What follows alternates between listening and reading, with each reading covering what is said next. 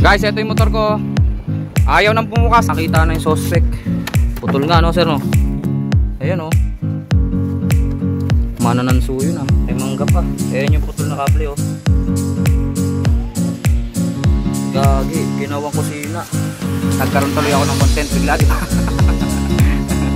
Para-paraan lang yan guys. Hindi ba pwede Sir Richard magtali na lang ako ng pusa dyan sa ilalim? Pwede din. May interesting akong ipapakita sa inyo dito ah. Gawa ni Sir Richard to. Tignan nyo tong Bergman na to. Ginawa niya na daw e-bike. So hindi na nagagasolina to. Di baterya. Kita nyo?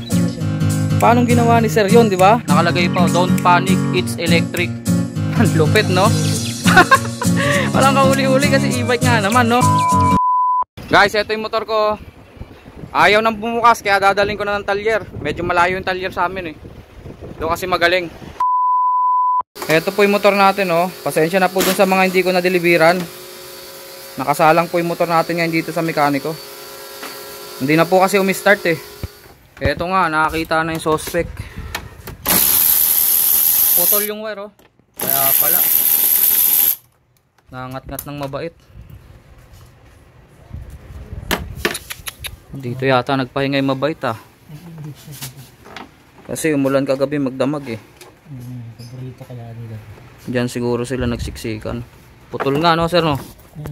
Ayan oh. Mananansuyo na. Kinagat. Kaya pala ayaw talagang umi-start. May pork chop pa sa loob. Kanina may buto. Papakita ko sa inyo ha, may buto. Hirap talaga pagka yung mabait ang dumali. Ayan may buto. Ito nakikita nyo ba to? Buto yan, buto. Dito pala sila dumadaan oh. Ayun oh. Ay oo nga sir, ang daming pagkain sa loob oh. Ayun may buto pa ng pork chop oh. Ayun oh. Hindi lang ganong kita, hindi na po focus eh. Pero ang daming buto ng pork chop. Dito sa gilid boss. Nagmerienda yung mga mababait dito. Tignan nyo ha, pag binuksan yan. Una cellphone, ito naman ngayon motor. Ayan na, boom. May mangga pa. Ang daming laman. Tuwan natin. Ayan o. Pork chop. May mangga pa. Ayan yung putol na kable o. Gagi. Ginawang kusina. Loko yung mga mababait na yun ah.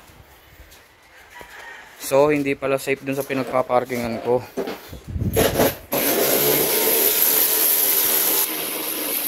Kasi liblib siya. Kailangan pala dun sa bulabog. Buti dinala ko na agad dito.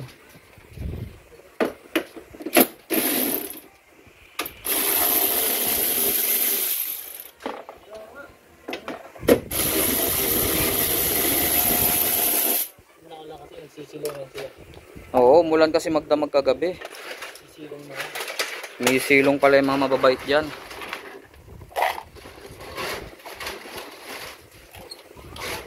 Ayan ha, bubuksan. Bulaga tayo dyan.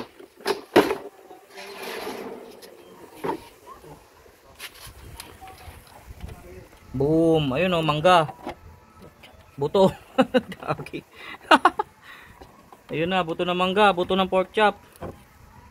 Buto ng manok. Nagpiesta pala sila kagabi.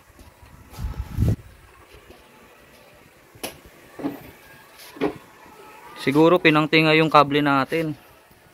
Yan naputol. Ngayon malinis na.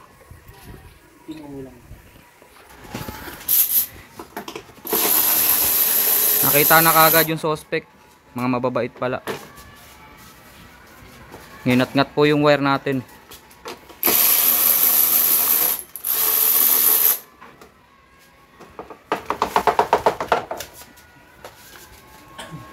Ibig sabihin, habang bumibiyahe pala ako, may karga-karga pala ako mga ganyan, oh. Mga biodegradable. May makukuha ka pa, sir? Wala na, no? Nalinis na ni sir. Nga pala, yung motor ko Bergman po yan, ah. Pag meron po kayong mga problema sa Bergman, itong pinuntahan nating mekaniko rito. Talagang specialty niya Bergman. Dito lang po to sa Sauyo.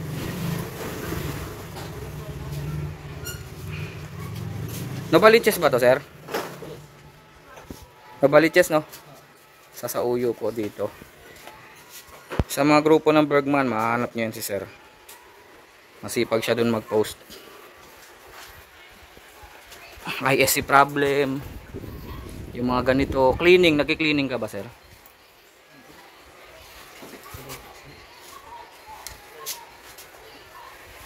Basta pag may mga kailangan kayong serbisyo sa Bergman lalo.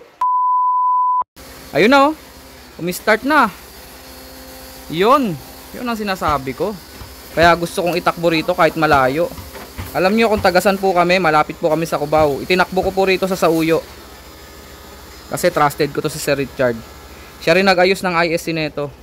Mula nung inayos niya, hindi na nagloko. Sa mga naka-Bergman dyan, alam nyo yan, yung ISC problem. Madalas yan si Sir Richard, nagpo-post sa mga grupo ng Bergman. Kahit hindi yata sa mga Bergman, sir, no? Sa Bergman lang? Kasi yun lang ginagawa ko. Oo. At isa pa, ang ginagawa ni Sir Richard, puro Bergman talaga. Kaya, eto na ang hinahanap nyo. Kumbaga, kapang-kapa niya na yan. Pag sa ibang mekaniko kasi, syempre, kakapain pa nila eh. Eto, kabisado na ni Sir Richard. Yung Bergman. Tama, Sir Richard, Bergman lang talaga ginagawa mo, no? Mga ilang unit na kaya ginawa mo? Mula nung lumabas ang Bergman. Simula nung version 1 pa. Kita nyo kung gaano karami yun. Eh, kailan lumabas yung Bergman? 2019 yata, no? 10? 19. Oh, tabi ko na nga ba, kasi naalala ko yun eh, bago mag-pandemic. Kita nyo naman po, wala pa akong 30 minutes dito. Gumana na kagad yung motor. At saka alam nyo na, pagdating ko pa lang dito, konting tingin-tingin lang, kapa-kapa. Ayun na. Yung hinala niya, una pa lang bago niya buksan itong motor natin, sinabi niya na kagad na parang hinala niya yung sa kill switch. Kasi nga parang naka kill switch daw tong unit. Hindi kasi umi-start talaga. Diba yung kill switch kapag ka nakababa yan, hindi talaga i-start yung motor. Ganun nga. Pagbukas niya, ayun, kita kagad, nginat-ngat. Pagka may mga kailangan ho kayo, basta Bergman. Kay Sir Richard. Anong Facebook mo, sir? Richard Magbalot. Ayun, si Sir Richard Magbalot.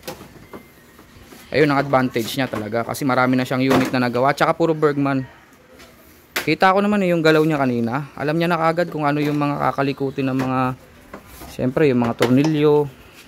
Kabisado niya talaga Bergman. Hindi pa man tapos, sigurado ng gawa yan.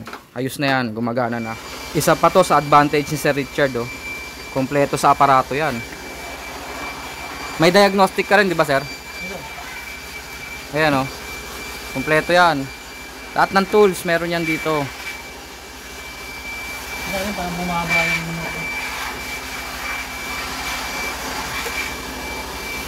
Tsaka yan, oh, yung pagbaklas kabit na yan, ang bilis lang. Talagang makikita mong sanay na sanay siya, gamay na gamay niya yung motor. I-upload natin tong video na to para makatulong din tayo sa iba. Baka mamaya makatisod tayo nung ganito rin yung problema eh. Alam nyo na kung sino pong lalapitan. Si Sir Richard lang. Papakita ko sa inyo yung aparato ni Sir. Nasaan na yun, sir? Ayan ba yung diagnostic mo? ayun sa nasarapan. Pero konektado rito sa cellphone mo. Ang galing, ano? Pasensya na, ignorante talaga ako sa ganito. Tingnan nyo, oh. May aparato siya, yung diagnostic. Teka lang. Malinaw ba? Nagre-reflect eh. Konektado dito sa cellphone nyo. Ito po yung pinaayos ko before kay sir. Itong ISC. Ito kasi talaga kadalasang problema ng mga Bergman eh. Yung ISC. Ang galing, oh. Dito na mo monitor ni Sir Richard yung minor, no? Yung minor yan, sir, di ba? 1617. Natitimpla niya. Naglalaro lang siya sa 1617. Sa 1617. Ayun, standard ng idol.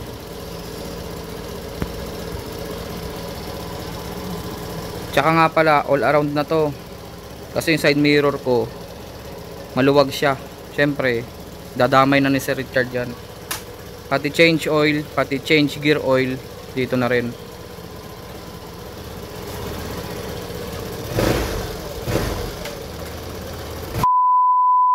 Nandito po tayo ngayon sa bilihan po ng mga, ano bang tawag dito? Ayan o, yung mga ganyan o. Motor parts, ganyan. Rekta change oil na po tayo, tsaka gear oil. Para isang gawaan na lang ni Sir Richard, no? Ayan na guys, change oil na tayo. Nagkaroon tuloy ako ng content bigla, di ba? Para-paraan lang yan guys.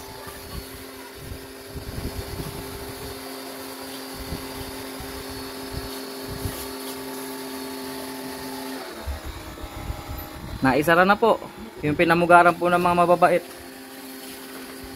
So yun na ang pinakasolusyon natin ha. O-order tayo nung pepper spray. I-sprayan natin yan para yung mga daga hindi sila mamugad dyan, hindi sila mamihasa dyan. Kita nyo naman ginawa ng pantry yung ilalim ng motor ko.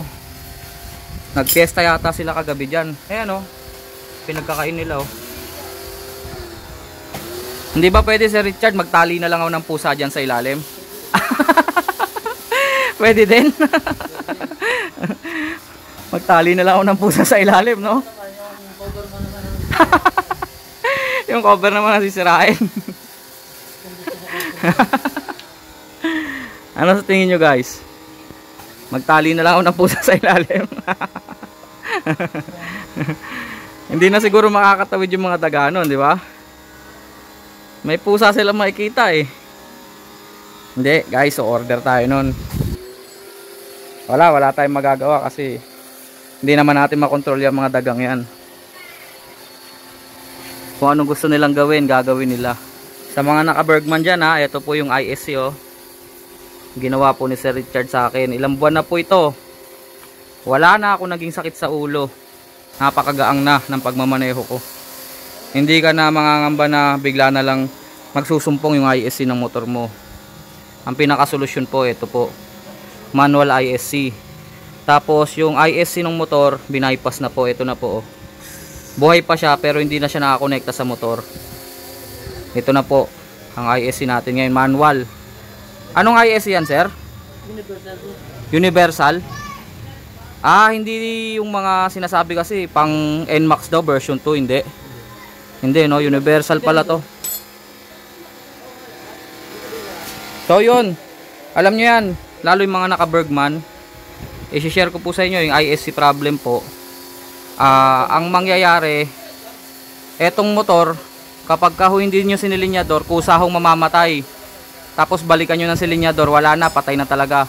Ang gagawin nyo, mag-i-start ulit kayo. Sakit sa ulo po. Ilang buwan ko pong tiniis yun dito sa motor na to. Hanggang sa napagawa natin kay Sir Richard. Okay na, smooth na. Nasa finishing touch na tayo guys. Binabalik na lang po yung mga pairings. Pasensya na guys ha, ang dumi talaga ng motor ko. Nataon kasi syempre umulan eh. Syempre inaapakan natin yan eh. Sa mga putik, di ba? Napuputikan talaga. Balik-balikan nila pag pinuktahan na nila. Ipalinis ko na sir no, yung buong motor. Washing na no. Pati yung dun sa bandang inat-ngat. Kasi syempre yung amoy nga naman ng daga nandun eh. Marami po akong problema sa peste dun sa lugar. Kasi tignan nyo, kabago-bago lang hunong motor ko noon. Hindi nakasito yung stock eh. Pangalawang araw pa lang, pinagkakalmot ng pusa. Pinagkakalmot talaga ng pusa. Tapos ang ginawa ko, tiniis ko lang siya hanggang sa lumaki yung butas. Pinapalitan ko na. Nung pinalitan ko, ganun din, unang araw, nabanguhan yata dito. Ayan kagad oh, kinalmot din kagad ng pusa. Ayun na, winalis na ni sir yung pork chop. Yung pinagkakain po ng daga. Tapos, ayun nga, ang pinakasolusyon ko dito sa upuan, may nabibili, yung mura lang. Yung parang talukbong lang ng upuan. Yun, talaga, gumana. Hindi na nakakalmot ng pusa. Nakalagay dun sa Shopee. Anti-pusa. Ayun mismo. Type nyo. Anti-pusa. Ito na, tapos na po. Change oil, higpit ng preno. At saka syempre, yung main reason kung ba't tayo napunta rito, yun nga, kasi hindi umi-start.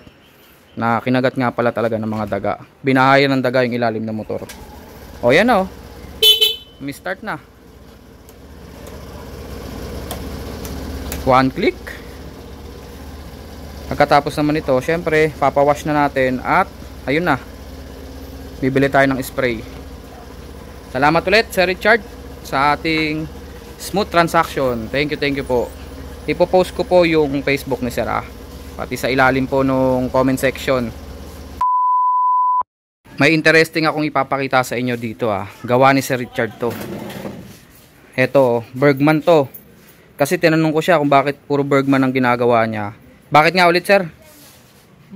Parang mas gusto ko siyang kalikutin mas madali siyang kalikutin kaysa sa mga ibang motor. Oh, ito talaga kabisado niya na Bergman. Tignan niyo tong Bergman na to. Ginawa niya na daw e-bike. So hindi na naggagasolina to. Hindi na, battery na siya. Di baterya. Kita nyo? Hub na siya. Paano ginawa ni sir yun, di ba? Hindi na siya naggagasolina. Di baterya na siya. Tapos may mga naka-attach dito na hindi ko nakilala. Ano ba to, sir? Ba't ganito yung mags niya? Ito yung hub, sir. Yan yung pinaka-motor niya. Ito na yung motor niya. Electrical na to. Electrical na siya. Okay Hub, motor, controller. Siyempre, ang ginagamit na rito, charger na, no? Charger. Ilang oras naman charging yan, sir? 7 hours. 7 hours. Mga ilan natatakboy nun? Natatakbo yun sa 40 to 50. Malayo na yon, no? 40 to 50 kilometers. Mga ilang litro yon kung sa gasol? Kung sa gasolina. Pero ito paano, mas matipid pa rin siya. Mas matipid kaysa sa naggagas. Oo. Lalo na Talaga? na yung gasolina. Okay Pero meron ka ng ibang unit na nagawang ganito. Yan lang. Eto lang. Paano mo naisip to? Ang galing naman. Bumili ako ng Nakaka-curious lang, no? bumili ako ng counterpart ni Keso. Parang H1 yun. Parang, Keso, yun nga, e-bike yun, di ba si Keso? parang rebrand nila. Oo. Tapos, kinabit mo dito. Pinutol ko yung gitna, sinalpak ko sa chassis ng Bergman. Oo. Para sakto yung lagayan ng swing arm. Minodify niya to, tong Bergman niya, Anong version to, sir? EX yan. EX na rin pala to? Yung panel na brown. Bagong model din pala to. Tignan nyo yung panel, Naging Cybertron na. Ang galing, Tapos naka-naked armbar pa siya, no? Tama ba yon? Naked handlebar. Naked armbar tuloy. Naked handlebar po. Tapos yung kanyang, anong tawag dito, sir? Panel gauge. Panel gauge. Digital na. Super digital. Para kang naka-tablet. Ganun ang ginawa ni sir. Ang tindi ni sir. Ay, battery niya sila. Saan ang battery, sir? Ito ng makina dati. Battery na lang. Oo nga, no? Ginawa niyang, anong battery yan? Motolite? Ano, sir? Lead. Acid. LED. Ayos, Pero pag pinalitan mo ng lithium, siyempre mas malayo na narating mo. Husay mo naman, sir, no? 20. Pero Napaka-creative ng isip ni sir, Pero inyo, naisip niyang ganon. Di ba? Anim na pirasong battery, mabigat yung isa nun. Kaya gagawin mong mas magaang. Mas magaan, lithium siya. Imo-modify niya pa yan, Halimbawa 60 kilos, gumaganon yan Ano ka ba, sir? Electrical engineer ka? Wala. Maintenance lang Kali-kalikot lang, no? Kalikot lang. Pero tignan nyo naman yung ginawa niya, kinonvert niya, naging e-bike. Yung Bergman, nakalagay pa, don't panic, it's electric. Ang lupit, no? Walang kahuli-huli kasi e-bike nga naman, no? Nagbago ba yung takbo? Yung tulin? Tulin, halos kaya niya rin tumakbo ng 100 Mabilis na yun. Pero yung handling niya, magkaiba sila sa motor, tsaka dyan. Kasi ito mabigat. Para bang, pag nag-minor ka, mas mahaba pa yung tatakbuhin niya. Engine brake, wala siyang engine brake. Meron pero hindi mo maramdaman. So yun yun ang paliwanag ni sir dito. Talagang sinetap niya, minodified niya tong EX. EX to. Latest version ng Bergman to. Kagaya din to nung sa akin. EX yan, Bergman Street EX. Kung sakali naman, Sir Richard, kung may magpapamodify sa'yo, tatanggapin mo ba? Hindi. Hindi. Gusto ko sa akin na, para bang siyempre ayoko rin ng pag napahamak. Oo nga, no? For safety reason, no? Ito naman kasi decision ni Sir Richard yan eh. Kaya ako alam ko naman kung paano siya patakbuhin para bang Isa pa yun. dahan ako. Isa pa yun. Kasi Kung siya, possible na mangyari. kabisado niya yan. Siya gumawa niyan eh. Kung gusto nyo kopyahin, kontakin nyo to si Sir Richard. Pwede naman nilang ipagawa sa iba. Pero Oo. pwede ko siyang turuan kung paano. Tuturuan kayo. Kasi syempre, for safety reason. Nga naman, baka kung anong mangyari, sagutin pa rin kahit papano. Wala Cargo di bobo pa rin ni Sir Richard yun. At least nag-iisa sa Pilipinas yan. Oo nga, no? Ang galing mo, Sir Richard. Saludo ako sa'yo. Kaya sa'yo ko talaga tinakbo yung Bergman. Sa'yo ko talaga tinakbo tong motor na to. Sobrang kalikot kung ano-ano yung pinaggagawin ko. Talagang, yung kakakalikot mo naman, Sir, meron namang finished product na nangyari. Ayun ang kagandahan doon. Mahirap yung kalikot ka lang ng kalikot, tapos lalong nasira. Di ba? Hindi naman ako nag-fix nung natapos ko dahil okay naman para sa akin. Oo. Kanya-kanya naman kasi yan eh, no? Kung saan ka masaya, ayun ang pinaka-short doon. Kung saan ka masaya, suportahan ta ka. Okay, maraming salamat ulit Sir Richard ha. Sir Richard, yung details mo ha, popost natin yan sa YouTube. Okay, maraming salamat mga kaibon, mga ka-Bergman. Ayos, ayos.